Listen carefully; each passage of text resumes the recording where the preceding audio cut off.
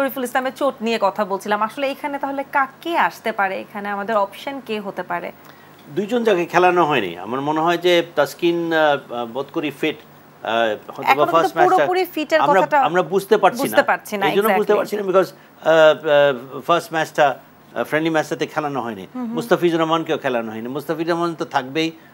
Plus আমার মনে হয় Taskin will be there instead of Shoriful, Mustafiz is going to come back. আমার মনে হয় যে Tanzim Sakib will be there, এবং আমার মনে হয় যদি Taskin is fit he will be there. সুতরাং ফাস্ট বোলিংয়ে খুব বেশি যে একটা মানে শরীফুল না থাকার কারণে যে খুব বেশি একটা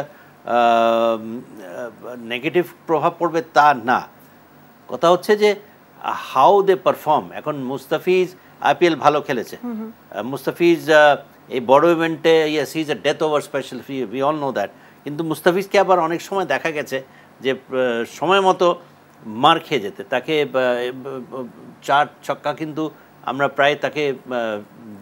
খেতে দেখেছি শেষের দিকে। So how much he'll be reliable we don't know, but Taskin for sure, সে যদি তার ছন্দে থাকে তাসকিনের উপরে আমরা উই ক্যান রিলাই অন যে ইনিশিয়াল সে একটা ব্রেক থ্রু দিতে পারে, কারণ আমাদের ফাস্ট বোলার্সের উপরে একটু নির্ভর করতেই হবে, ইভেন দো এই উইকেটগুলো হয়তো বা উভয়কেই সাপোর্ট করবে, তো স্পিনকেও কিছুতে সাপোর্ট করবে, ফাস্ট বোলিংকে সাপোর্ট করবে, but we need 3 fit fast bowlers, that is what I would expect.